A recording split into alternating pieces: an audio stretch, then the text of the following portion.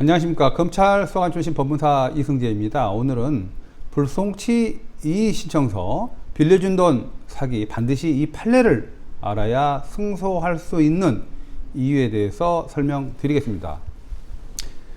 자, 차용금 사기, 그러니까 빌려준 돈을 받지 못해 고소를 하였는데요. 경찰에서 불송치 결정을 한 경우에 이에 불복해서 의의신청 시 반드시 알아야 할 어떤 법리를 한번 살펴보겠습니다. 자, 사기죄 불송치 이의신청 시에 반드시 사전 검토해야 할 사항인데요. 빌려준 돈을 받지 못한 소위 차용금 사기죄가 성립하려면 범죄 행위 당시에 가해자가 변제 능력과 변제 의사가 없음에도 불구하고 마치 능력과 의사가 있는 것처럼 피해자를 속이고 돈을 빌려가는 행위가 있어야 합니다. 이를 좀 더 구체하자면은 첫 번째, 가해자는 속이는 행위가 있어야 됩니다. 두 번째, 가해자가 속이는 행위로 인해서 피해자가 착오에 빠져야 하고요. 세 번째, 피해자가 재산상 손해를 입은 처분행위가 있어야 합니다. 계좌에 돈을 입금해주는 그런 행위가 되겠죠. 네 번째, 가해자나 제3자가 재물 또는 재산상의 이익을 취득하여야 하고요. 다섯 번째, 피해자의 재산상 손해가 발생하여야 합니다.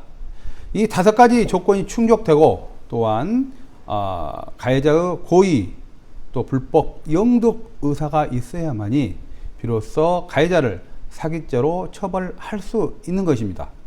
따라서 불송치 결정에 불복하여 의의신청을 준비하는 피해자 입장에서는 사실관계가 이와 같은 사기죄 성립에 필요한 요소를 모두 갖추고 있는지를 사전 검토하여 의의신청하여야 좋은 결과를 얻을 수 있는 것입니다.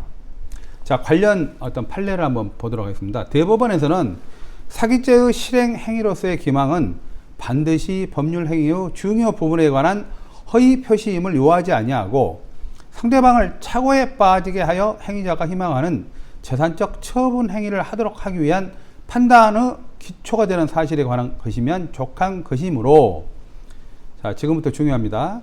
용도를 속이고 돈을 빌리는 경우에 있어서 만일 진정한 용도를 고지하였더라면 상대방이 돈을 빌려주지 않았을 것이라는 관계가 있을 때에는 사기죄의 실행 행위의 기망은 있는 것으로 보아야 할 것이다 라고 판시하고 있습니다.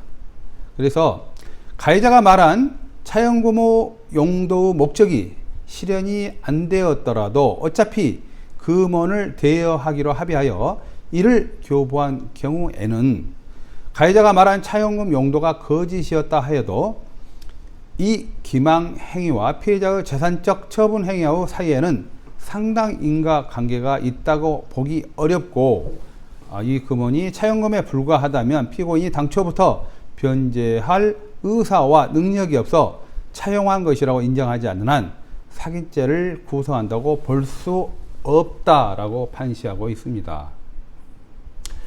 자, 이 판결은 차용금 사기죄 판단에서 중요한 기준을 제시한 것입니다. 따라서 향후 유사한 사건에 있어서 중요한 법리로 작용합니다.